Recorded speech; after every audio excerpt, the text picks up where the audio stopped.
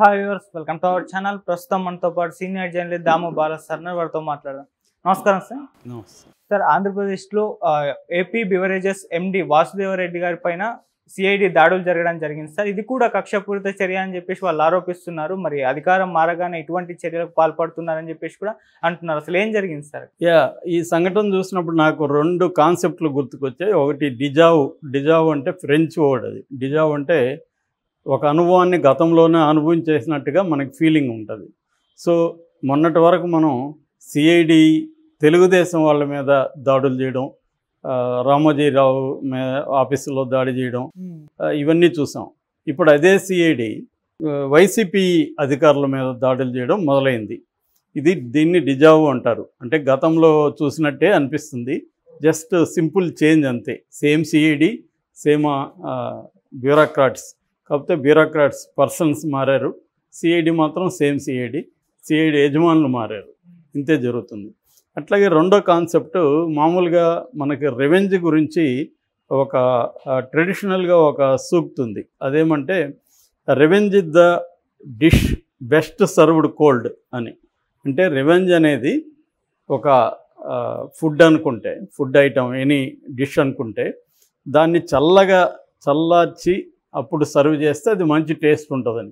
అంటే రివెంజ్ని ఇమీడియట్గా ఎవరైనా మనకి హాని చేస్తే మనం ఇమీడియట్గా వాళ్ళకి రిటాలియేట్ అయ్యి వాళ్ళకి హాని చేయకుండా బాగా టైం తీసుకొని అదును చూసి అప్పుడు ఆదమరిచుంటారు. అప్పుడు దెబ్బ కొడితే అది బాగుంటుంది అనేది అనేక గ్యాంగ్స్టర్ మాఫియా సినిమాల్లో ఉంటుంది. గాడ్ ఫాదర్లో ఇది వెరీ పాపులర్ డైలాగు. కానీ ఇక్కడ తెలుగుదేశం విషయానికి వస్తే వాళ్ళు ఈ సూక్తిని పాటిస్తున్నట్లేదు. వాళ్ళకి revenge is the dish best served hot అని మారింది ఇక్కడ. అంటే ఇంకా ప్రమాణ స్వీకారం చేయలేదు, అప్పుడే రివెంజ్ స్టార్ట్ అయిపోయింది. ఒక పక్కేమో కింది స్థాయిలో దాడులు మొదలుపెట్టారు. ఈరోజు కూడా 2-3 ఫోటోలు చూశాను. ఎన్టీఆర్ జిల్లాలో సచివాలయాన్ని వాళ్ళు పగలగొట్టారు. సో కొంతమంది నాయకుల కార్లు, వాళ్ళ ఇండ్లు, నాయకుల మీద దాడులు, కార్యకర్తల మీద దాడులు, ఇవన్నీ ఒకవైపు జరుగుతున్నాయి. రెండో వైపు లోకేష్ రంగంలోకి దిగినట్టుగా మనకు కనబడుతుంది. చంద్రబాబు కూడా గ్రీన్ సిగ్నల్ ఇచ్చినట్టు కనబడుతుంది.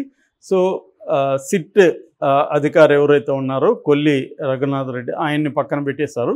సో ఇప్పుడు సిఐడిని రంగంలో దించారు. ఇక్కడ హైదరాబాదులో దొంతిరెడ్డి వాసుదేవరెడ్డి అని ఏపీ బివరేజెస్ కార్పొరేషన్, ఏపీఎస్బిసిఎల్ అంటారు. ఏపీఎస్బిసిఎల్ అంటే Andhra Pradesh state beverages corporation limited. దాని ఎండి లేదా కమిషనరు ఆయన దొంతిరెడ్డి వాసుదేవరెడ్డి. ఆయన యాక్చువల్గా చంద్రబాబు గవర్నమెంట్ మారగానే, అంటే తెలుగుదేశం రాగానే ఆయన వెళ్ళి సిఎస్ను రిలీవ్ చేయమని కోరుకున్నాడు. కానీ చంద్రబాబు దాన్ని ఆపేశాడు, రిలీవ్ చేయలేదు. సో ఇప్పుడు వాళ్ళ ఇంటి మీద, ఇక్కడ నానకరాంగూడలో వాళ్ళ ఇల్లు ఉంది, వాళ్ళ ఇంటి మీదకి ఈరోజు సిఐడి పోలీసులు అటాక్ చేసి ప్రస్తుతం ఇంట్లో సోదాలు జరుపుతున్నారు. అంటే ఎందుకు ఈయన మీద పడ్డారు అంటే ఇప్పుడు ఇది కూడా డిజావ్ ఫీలింగే. గతంలో ఏ స్కాముల్లో చంద్రబాబుని ఇరికిచ్చి చంద్రబాబు మీద సిఐడి కేసులు పెట్టించారో అదే స్కాములు ఇప్పుడు రివర్స్. మనకి ఐరనీ అంటారు ఇంగ్లీష్లో. ఐరనీ అంటే ఒక విచిత్రమైన పరిస్థితి. సో ఇదే వాసుదేవరెడ్డి ఒక 6 నెలల ముందు మన చంద్రబాబు మీద సేమ్ కేసు పెట్టాడు. ఏంటి, లిక్కర్లో అవినీతి జరిగింది అని కేసు పెట్టారు. దాన్ని సిఐడి వాళ్ళు టేకప్ చేసి చంద్రబాబు మీద కేసులు పెట్టారు. ఇప్పుడు అదే చంద్రబాబు ప్రభుత్వం అదే ఎవరైతే కేసు పెట్టారో ఇదే వాసుదేవరావు మీద ఇప్పుడు same kind of case, liquor స్కామే ఈయన మీద పెట్టింది. అంటే ఎంత బ్యూటిఫుల్గా ఉంది మన రివెంజ్ గేమ్ డెమోక్రసీలో. అంటే ఒక ప్రభుత్వం ఉన్నప్పుడు ప్రతిపక్షాలని వేధిస్తూ కేసులు పెడతారు. మళ్ళీ ఆ ప్రతిపక్షాలు పెట్టినప్పుడేమో వాళ్ళు డెమోక్రసీ, అన్యాయము, కావాలని ఇరికిస్తున్నారు, ఇవన్నీ రాస్తారు. వాళ్ళ మీడియా కూడా దానికి తాళాలు మేళాలు వేసుకొని అది మాట్లాడుతుంది. ఇప్పుడు రివర్స్ అయ్యి అదే పార్టీ, అదే ప్రతిపక్షం, అదే విక్టిమ్గా ఉన్నోళ్ళు అధికారంలోకి వచ్చిన వాళ్ళు ఇప్పుడు రివర్స్ అవుతుంది. వాళ్ళ పాత్రలు మారుతాయి.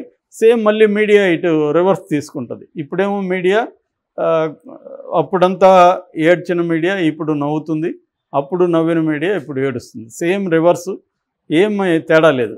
అంటే ఎవరికి అధికారం ఇచ్చినా పెద్ద తేడా ఏమీ లేదనేది మళ్ళీ మళ్ళీ ప్రూవ్ అవుతూనే ఉంటుంది.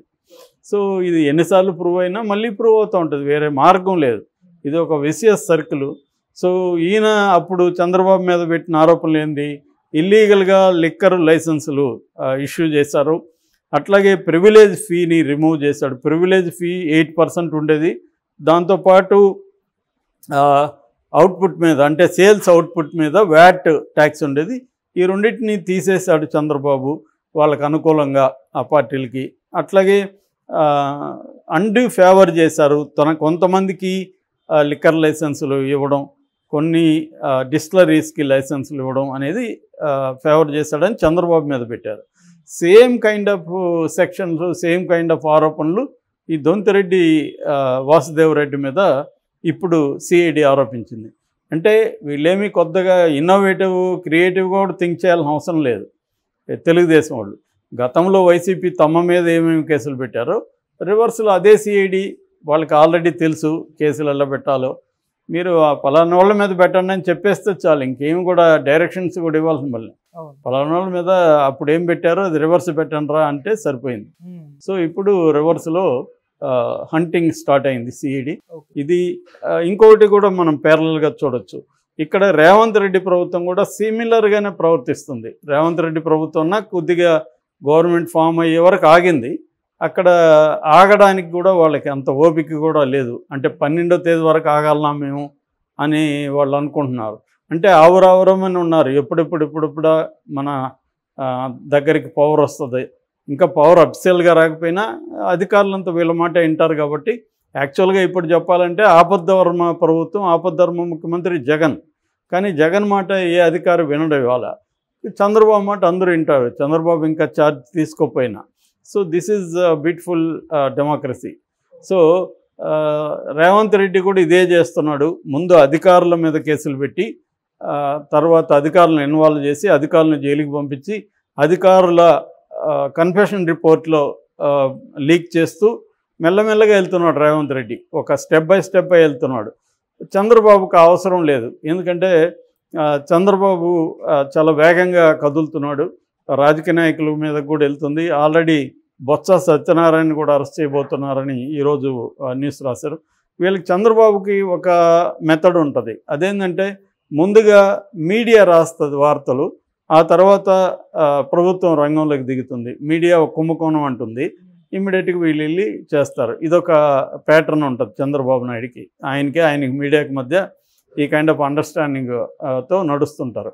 అంటే మీడియా వాళ్ళ తెలుగుదేశం నాయకులు ఆరోపణలు, ప్రభుత్వ యంత్రాంగం రంగంలోకి దిగడం. సో ఇప్పుడైతే అది కూడా జరగలేదు. ఇమ్మీడియట్గా దీన్ని ఎవరు ఎక్స్పెక్ట్ చేయలేదు, ఎవరు రాయలేదు. వాసుదేవరెడ్డి 2-3 రోజులకు ముందు మీడియా రాసింది ఏమని, ఆయన రిలీవ్ అయ్యి వెళ్ళాలనుకుంటున్నాడు అని. అంతే సడన్గా ఈరోజు దీని మీద స్టార్ట్ అయింది. మరి దీన్ని ఇంకా జగన్ ఇంకా పేరు పెట్టలేదు, మెల్లమెల్లగా చేరుస్తారు.